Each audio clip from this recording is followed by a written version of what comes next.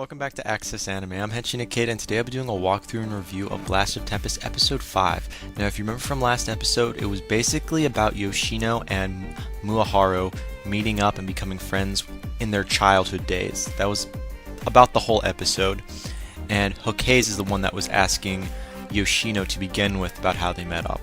And it ended off with Muaharu telling Hokage how they hooked up, kind of, more or less confirming what Hokage already knew about Yoshino. Now, at the beginning of last episode, however, you have Yoshino and Muaharu picking up the talismans at the temple. But again, that was last episode, and this is a brand new episode, so let's dive right in. And again, I'll keep my comment and my rating at the end of the clip, so stay tuned. But let's dive right in, because I gotta get started. This is my last walkthrough and review for today, so I gotta push. So this is me pushing, so let's begin. So we open up this episode. Basically, we have Hokage waking up on the island that she's on, and she's saying it's been 131 days she's been stranded. I'm like, wow, sucks to be you. But again, I have no idea how she's surviving. Her magic really isn't of use on this island, I guess, only through her little communicator. So 131 days, wow. So again, that's how long she's been on the island. And we see Yoshino and Muaharu going through a bamboo forest, and that's what the episode opened with. Now we see another scene with Natsumore, and I keep calling him Simon. It's pronounced Simon, but I'm trying to make fun of him. I like calling him Simon because it's just easier to remember, but his name is Samon, S-A-M-O-N. But Samon, who is now the new leader of the Kasarabi clan, technically, he's talking about they're protected, they're in this barrier, so Natsumore and Samon are protected, so Yoshino and Muaharu can't find them. Now, this is kind of interesting. The only way that Yoshino and Muaharu can actually find where Natsumore and Samon are located is by following the flight patterns of those monsters that appear. They're called Fruits of Exodus, I believe. And that's the only way that, again, Yoshino and Muaharu can find where Samon and Natsumore are located at, is by locating the flight patterns of those fruit. Every single time those fruit pop up and they start taking flight, well, the direction they're coming from is where, well, Samon's base is located at, or his temporary HQ for now. Now, Samon, he kept Hokage alive. We find a little more background on why he's keeping Hokage's alive, why he didn't finish her off to begin with. It's for insurance. Yeah, you heard me right. Insurance. What kind of insurance? Well, suppose his plan backfires and he cannot take the Tree of Exodus. It goes berserk. Well, Hokage is the strongest supposedly mage, self-proclaimed mage on Earth. So, as long as he doesn't kill her, if he fails, he can always, let her loose and she can save the day. So, again, Hokage is his insurance policy if he fails. And he's been doing this plan for about 4 months now. That's how long this operation's been going, for 4 months. So it's kind of interesting. Now, we're introduced to a new character. So this is a plus in my book. I love how this character looks. He's got the nice little scar on the face, or tattoo on the face, however you want to look at it. His name is Tatsume, and Tatsume is, again, he's part of the Kasarabi clan, and he's visiting all the places that Hokage has been to, so he can try to find these talisman and whatnot. But his real goal right now is to take out Yoshino and Muaharu. So that's why he's kind of trying to tail them right now, if he can find their trail, that is. Now, we're taken to a place called the Seaside Aquarium. This is one of the places, apparently, that Hokage once visited, and she left her talisman there. So that's kind of interesting. So you see Yoshino and Muaharu going inside, and apparently the talisman is located to a reassembled skeleton of a whale. That's where the talisman is supposedly located. So they're going inside and they're talking, and this kind of feels familiar to Yoshino, because guess what? He's been to an aquarium before. Maybe not this one, but he's been to an aquarium before with Muaharu's sister on a date. And it's kind of interesting. She ends up giving him an interesting necklace as a gift, and later on in this episode we find out, ironically, that's what the talisman is. It's that exact same necklace. Maybe not that exact one, but they look the same and they're from an aquarium, so pieces are starting to form together on, I wonder if Hokage is the one who took out Muharu's sister, or maybe, I don't know. I mean, maybe I'm just jumping the gun here and just rambling on about that idea, but I'm just saying.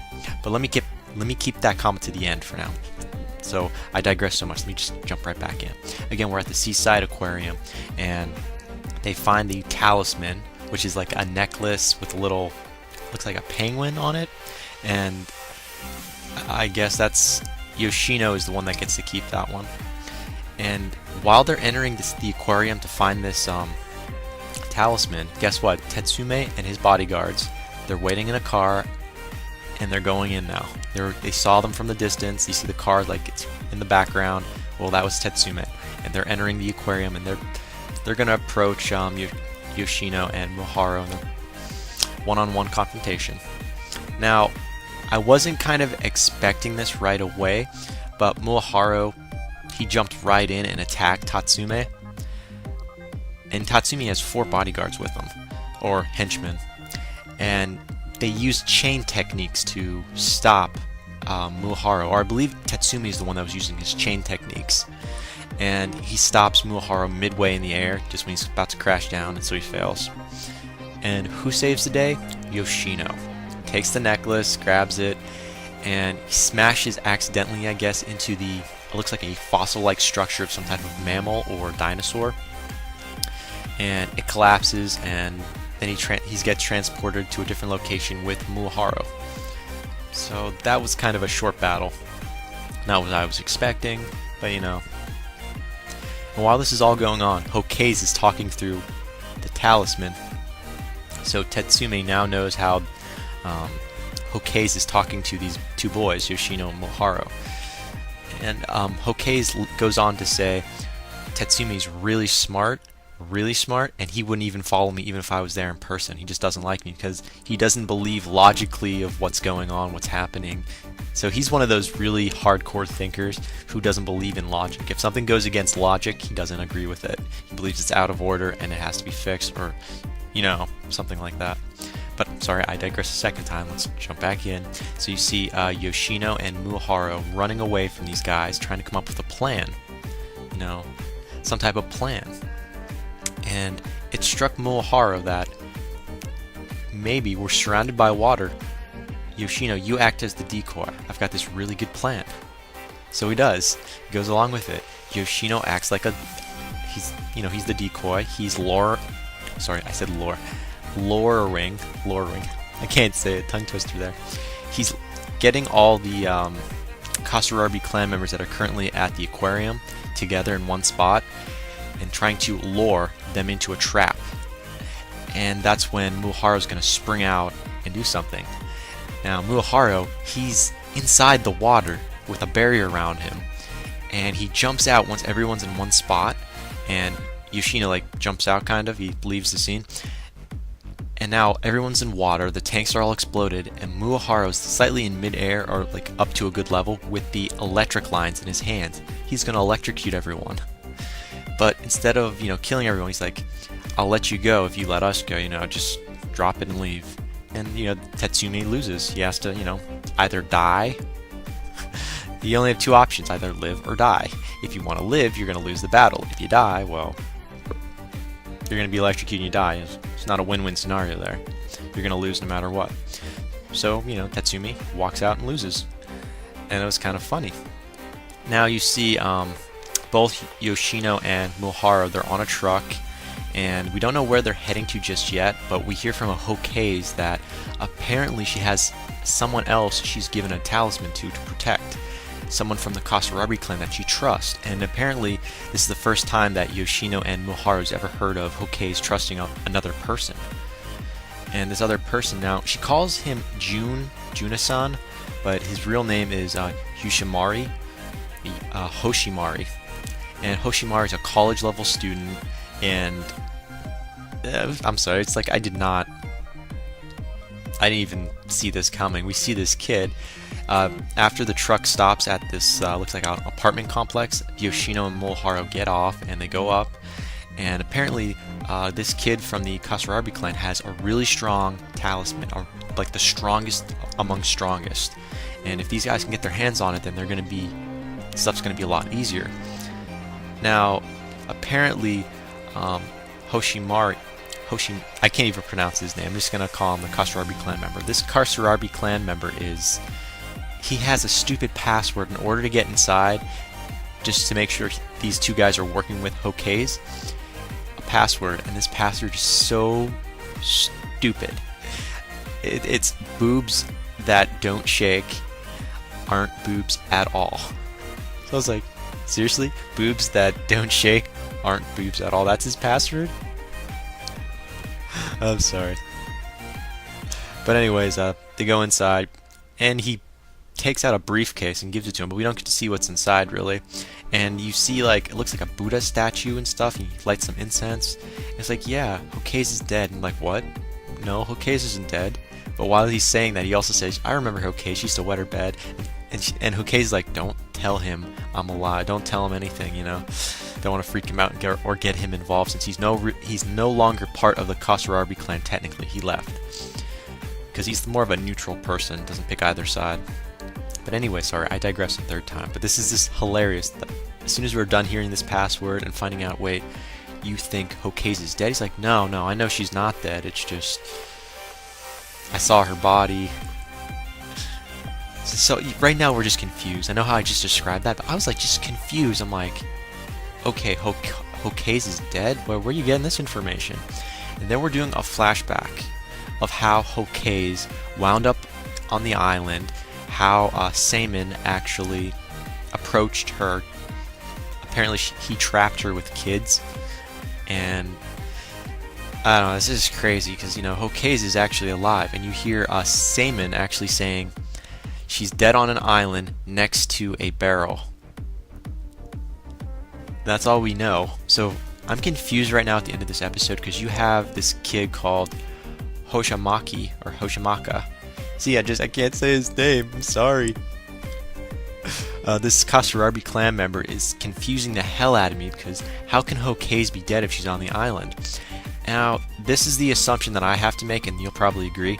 Again, Saemin needs Hokays as insurance in case he screws up and his plane goes, you know, the Exodus goes berserk. This Tree of Exodus, once they have power over it or something like that, if it goes berserk, then they're screwed. So they need Hokays, who's like the strongest among all mages, to save the day. So he set up a plan, a contingency plan, to think that, so all of her supporters or whoever's left of the Kasarabi clan doesn't know, thinks she's dead. So if you think someone's dead, you're not going to go looking for her. So, makes sense. But again, that's where we end the episode. We don't know what's exactly inside the case, and we don't know if this ex-Kasarabi clan member is going to join. Hoshimaka. If he's going to join this group or not. But he definitely surprised the hell out of me with that password. Now, as for final thoughts, well, we did get to see Natsumori in this episode. He's with Saemin right now. But sadly, we didn't get to see him battle in this episode, so that was a downer. So I'd like to see him in the next episode. Now, we were introduced to a new character, Tatsume. And Tatsume is smart. Not eccentric, but he is smart. And he does know how to think right. When he's on his feet and you know he's screwed, he definitely knows the right move to, retreat. So I like him.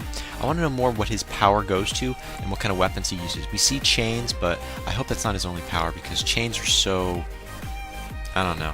Not a lot of characters in anime series usually use chains. I mean, I can name a couple, but I'd rather not. It's just an uncommon. Right now, it feels a little uncommon to see. I was hoping for something, a sword. I don't know, a unique weapon, not chains. And a final thought. Miss Yamamoto. Remember 2.5, 3 episodes ago? What was this little deal she made with Yoshino? Yeah, we don't know. Still don't know. I was hoping to see her in this episode to get closure, but yeah, we don't know. And again, I guess I'll add on one more final thought.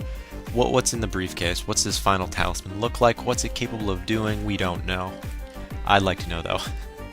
But that ends it for my final thoughts. As for rating, I was psyched. We got a new character, Tatsume, and he looks cool. Then we got another character that was from the Kasarabi clan, which I don't like saying his name. Starts with an H.